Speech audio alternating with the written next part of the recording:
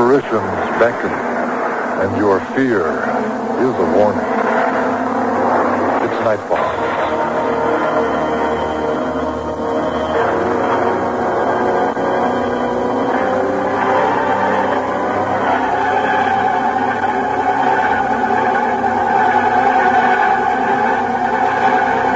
Good evening, dear friends. Frederick Hent, your fellow traveler on tonight's quest for facts. A lonely outpost, a monotonous job. Just the sort of things that can lead to strange flights of fancy or to strange events, in fact. In this evening's story, The Signalman by Charles Dickens, adapted for Nightfall by Otto Lowy, we are drawn down an irrevocable path to the truth. Pay close attention to detail and you might avoid disaster. Listen.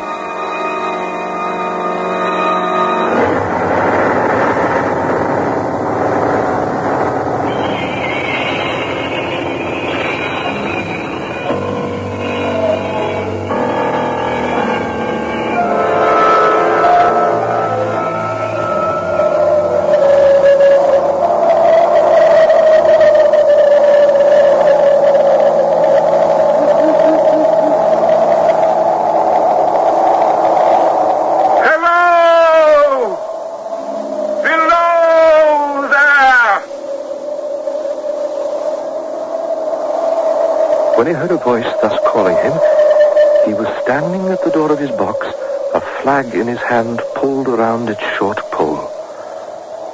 One would have thought, considering the nature of the ground, that he could not have doubted from what quarter the voice came.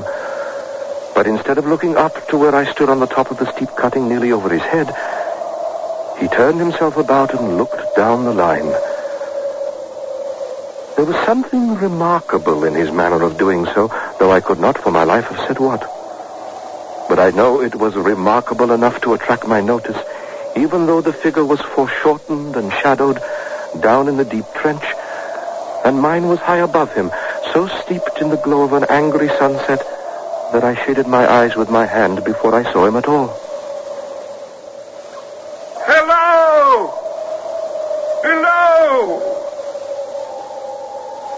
Is there any path by which I can come down and speak to you? He looked up at me without replying, and I looked down at him without pressing him too soon with an idle repetition of my idle question.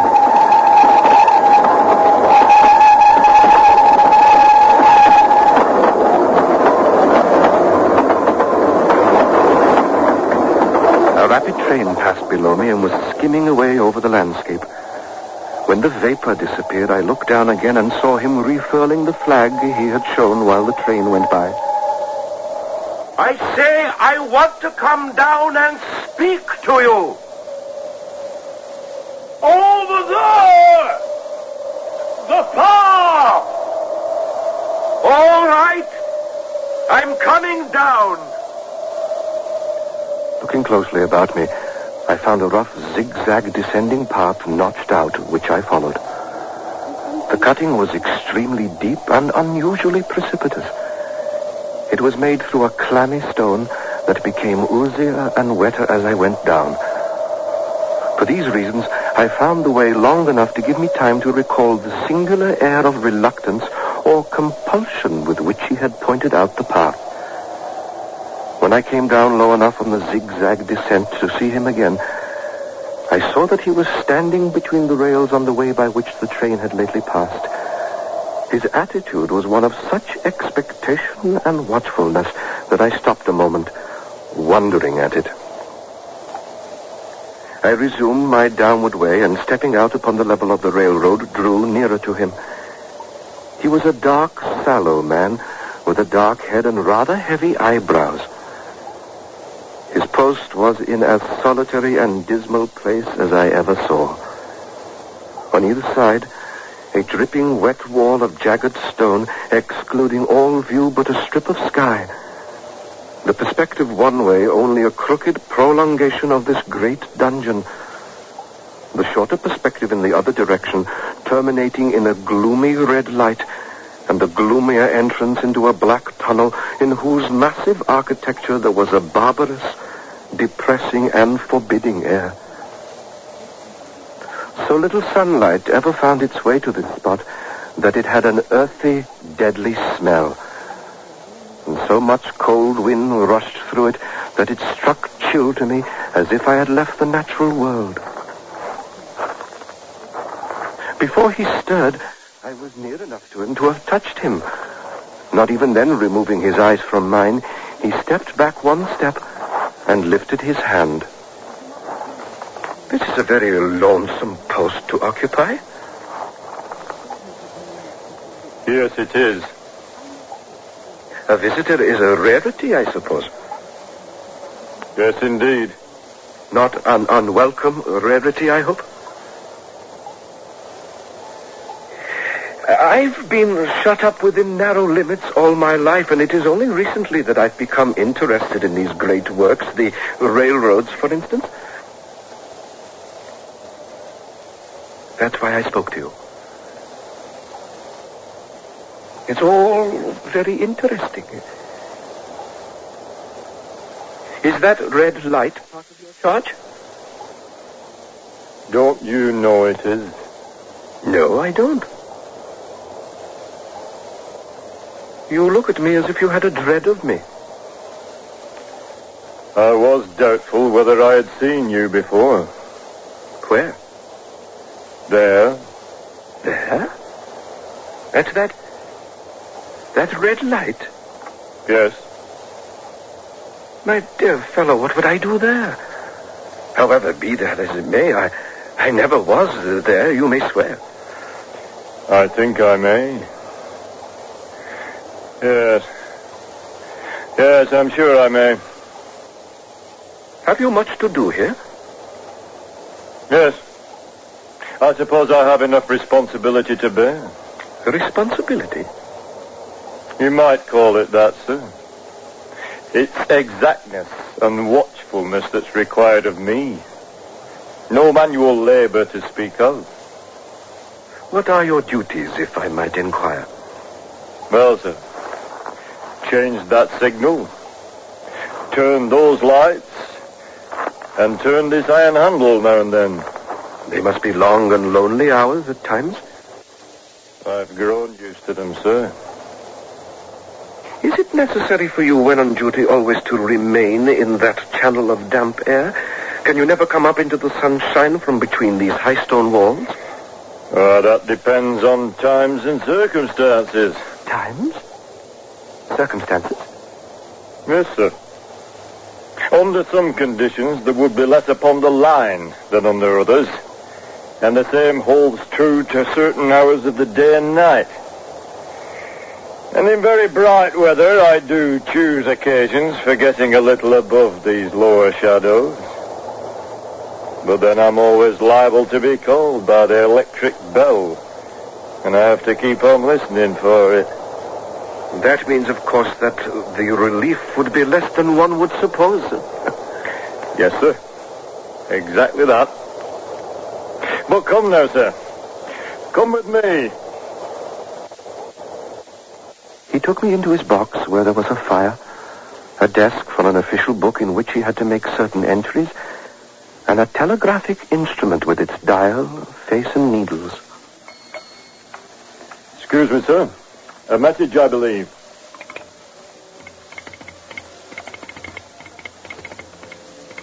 I trust that you'll excuse the remark, but you seem to be well educated. Perhaps educated above your present station. I hope I might say this without offense. Not at all, sir. Well, I liked to read early in my life. I was even something of a student of natural philosophy, and I attended lectures.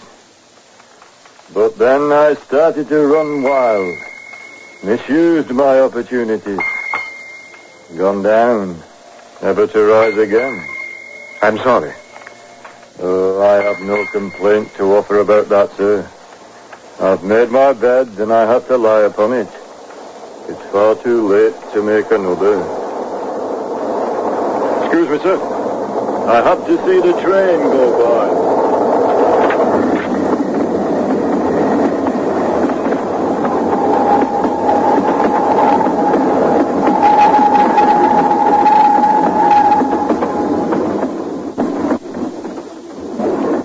I should have set this man down as one of the safest of men to be employed in his capacity, but for the circumstance that while he was talking to me, he twice broke off with a fallen collar, turned his face towards the little bell when it did not ring, opened the door of the hut, and looked out towards the red light near the mouth of the tunnel. On both of those occasions, he came back to the fire with an inexplicable air upon him. You almost make me think that I have met with a contented man. I believe I used to be so, but I am troubled. With what? What is your trouble? It's very difficult to impart, sir. If you ever make me another visit, I will try to tell you. But I expressly intend to make you another visit. Say, when shall it be? I go off early in the morning, and I shall be on again at 10 o'clock tomorrow night, sir. I will come at 11. I'll show my white light, sir, till you've found the way up. When you have found it, don't call out. And when you're at the top, don't call out. Very well. And when you come down tomorrow night, don't call out. Very well. Let me ask you a parting question. Tonight, what made you cry hello below there? Heaven knows I cried something to that effect. Not to that effect, sir. Those were the very words. I know them well. I admit those were the very words. I said them, no doubt, because I saw you below. For no other reason? What other reason could I possibly have? You had no feeling that they were conveyed to you in a supernatural way? No. Indeed, no. With this, he wished me good night and held up his light. I walked by the side of the down line of rails with a very disagreeable sensation of a train coming behind me until I found a path. It was easier to mount than descend, and I got back to my inn without any adventure. Next night, punctual to my appointment, I placed my foot on the first notch of the zigzag as the distant clocks were striking 11. He was waiting for me at the bottom with his white light on. I have not called. May I speak now? By all means, sir. Good evening, then, and here's my hand. Good evening, sir. And here's mine. With that, we walked side by side to his box, entered it, closed the door, and sat by the fire. He began bending forward as soon as we were seated to speak in a tone but a little above a whisper. I have made up my mind, sir, that you shall not have to ask me twice what troubled me. I took you for someone else yesterday evening. That troubles me. Who is it? I don't know. Like me? I don't know. I never saw the face. The left arm is across the face, and the right arm is waved. Violently waved. This way. I followed the action with my eyes, and it was the action of an arm gesticulating with the utmost passion and vehemence. For God's sake, clear the way.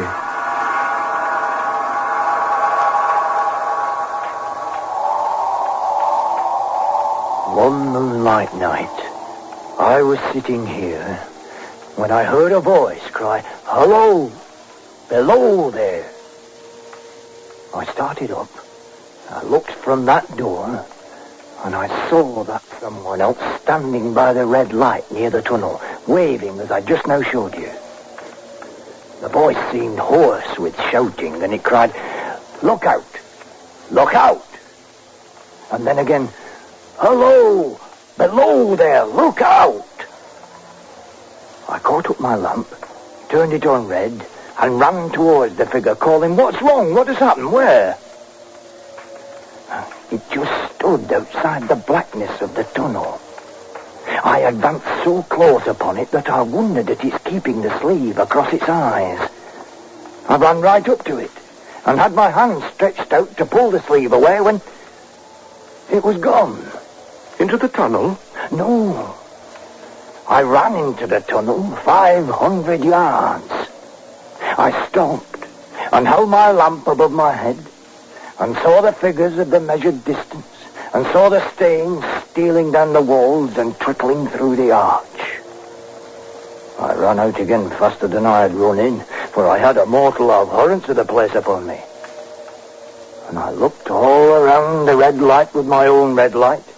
I went up the iron ladder to the gallery atop of it, and I came down again and ran back in here. I telegraphed both ways. An alarm has been given. Is anything wrong? The answer came back, both ways. All is well. But surely, in that case, this figure must have been a deception of your sense of sight. It might have originated in some temporary disease of the delicate nerves that minister to the functions of the eye. Within 6 hours after the appearance, the remarkable accident on this line happened. And within 10 hours, the dead and the wounded were being brought along through the tunnel over the spot where the figure had stood.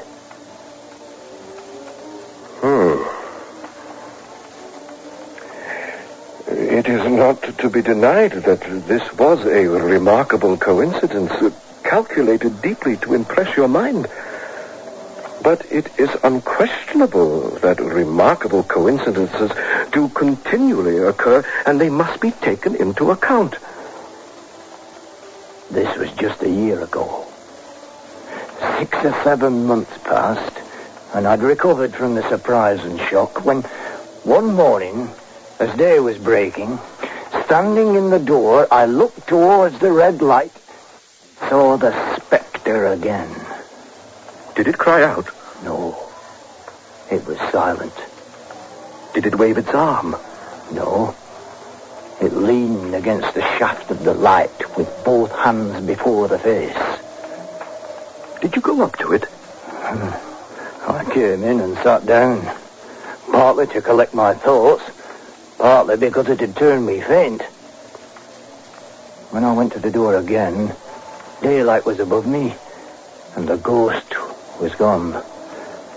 But nothing followed? Nothing came of this?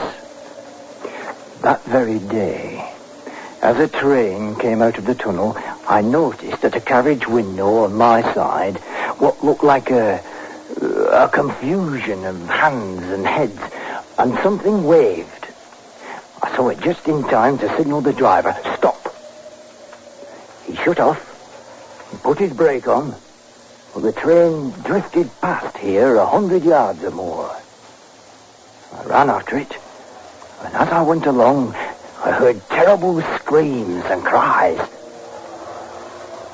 A beautiful young lady had died instantly in one of the compartments and was brought in here and laid down on the floor between us.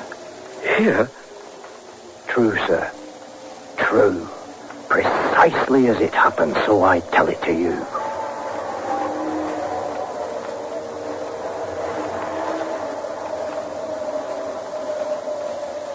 Now, sir, mark this and judge how my mind is troubled. The spectre came back a week ago. Ever since, it has been there now and again by fits and starts. And the light? At the danger light. What does it seem to do? It seems to say, with its hands, for God's sake, clear the way. I have no peace or rest for it. It calls to me for many minutes together in an agonized manner. Below there, look out! Look out! It stands waving to me. It rings my little bell. Did it ring your bell yesterday evening when I was here and you went to the door? Twice. Why, see how your imagination misleads you. My eyes were on the bell, and my ears were open to the bell. And if I am a living man, it did not ring at those times. No, nor at any other time, except when it was rung in the natural course of physical things by the station communicating with you. I have never made a mistake as to that yet, sir. I've never confused the spectre's rings with the man's. The ghost's ring is a strange vibration in the bell that it derives from nothing else. And I've not asserted that the bell stirs to the eye. I don't wonder that you fail to hear, but I heard it. And did the spectre seem to be there when you looked out? It was there. Both times? Both times. Will you come to the door with me and look for it now? I will, sir.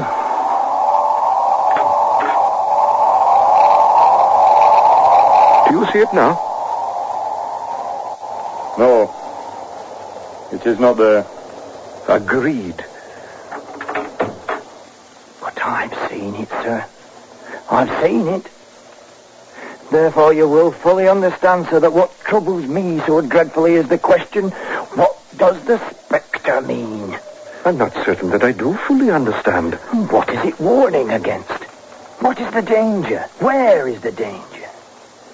There is danger overhanging somewhere on the line. Some dreadful calamity will happen. It's not to be doubted this third time after what has gone before. But surely this is a cruel haunting of me. What can I do? It is a difficult question to answer, indeed. If I telegraph danger on either side of me, or on both, I can give no reason for it. I should get into trouble and do no good. They would think I was mad. His pain of mind was most pitiable to see. It was the mental torture of a conscientious man oppressed beyond endurance by an unintelligible responsibility involving life. When it first stood under the danger light, why not tell me where that accident was to happen, if it must happen? Why not tell me how it could be averted, if it could be averted? When on its second coming it hid its face, why not tell me instead she's going to die and let them keep her at home? If it came on those two occasions only to show me that its warnings were true, and so prepare me for the third, why not warn me plainly now? And I, Lord help me, a mere poor signalman on this solitary station. Why not go to somebody with credit to be believed and with power to act? I cannot answer your question. If it will help you to compose your mind, all I can say to you, let it be a comfort to you that you understand your duty, though you do not understand these confounding appearances. But if you like, I'll stay with you through the night. He would not hear of that. The occupations incidental to his post as the night advanced began to make larger demands on his attention, and so I left him at 2 a.m. That I more than once looked back at the red light as I ascended the path, that I did not like the red light, and that I should have slept but poorly if my bed had been under it, I see no reason to conceal. Nor did I like the two sequences of the accident and the dead girl. But what ran most in my thoughts was the consideration, how ought I to act, having become the recipient of this disclosure? I had proved the man to be intelligent, vigilant, painstaking, and exact. But how long might he remain so in his state of mind? Next evening was a lovely evening, and I walked out to enjoy it. The sun was not quite down when I traversed the field path near the top of the deep cutting. I stepped to the brink and mechanically looked down from the point from which I had first seen him.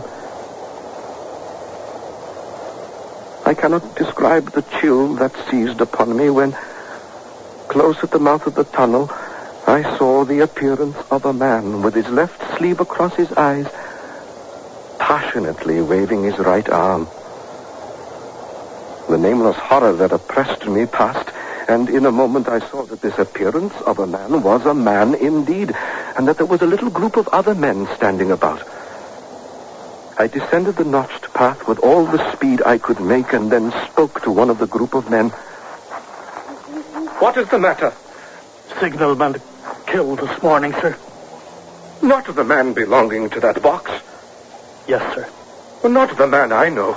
Oh, you'll recognize him, sir, if you knew him, for his face is quite composed. Oh, how did this happen? How did this happen? He was cut down by an engine, sir. No man in England knew his work better, but somehow he was not clear of the outer rail. It was just a broad day. He'd struck the light and had the lamp in his hand. As the engine came out of the tunnel, his back was towards her and she cut him down. This man here drove her. Show the gentleman how it happened, Tom. Yes, show me, please. Well, coming round the curve in the tunnel, sir, I saw him at the end. Well, like as if I'd seen him down a perspective glass. Well, there's no time to check speed, you see, and I knew him to be very careful. Well, as he didn't seem to take heed to the whistle, I shut it off when we were running down upon him, and I called to him as loud as I could call. What did you say? I said, below there, look out! Look out, for God's sake, clear the way! Oh, my God. It was a dreadful time, it was, sir. I never left off calling to him. I put this arm before my eyes not to see, and I waved this one to the last. But it was no use. No.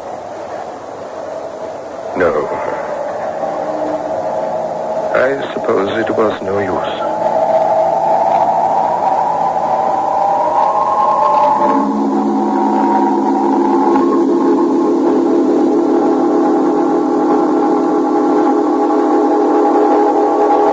It seems when fate calls, there's little that can be done by mortals like you or like me. Here's who was involved in tonight's tale. The Signalman by Charles Dickens was adapted for radio by Otto Lowy.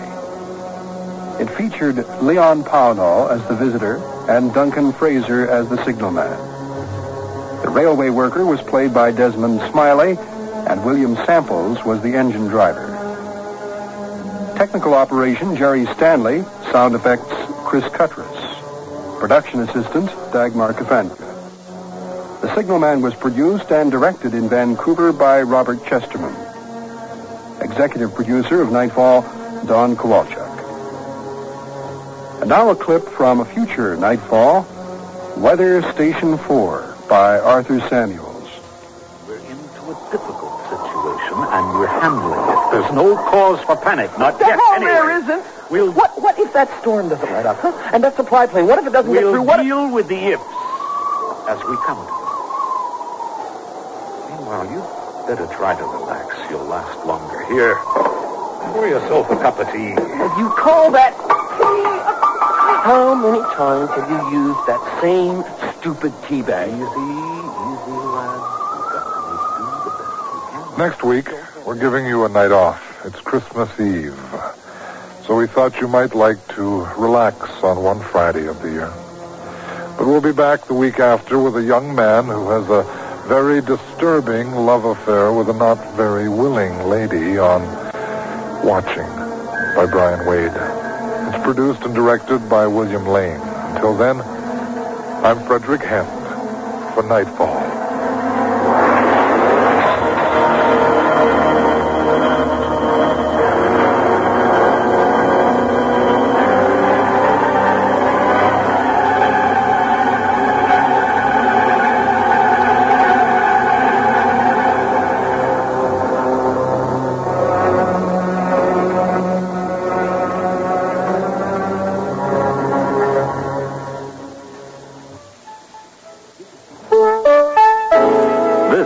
CBC Radio.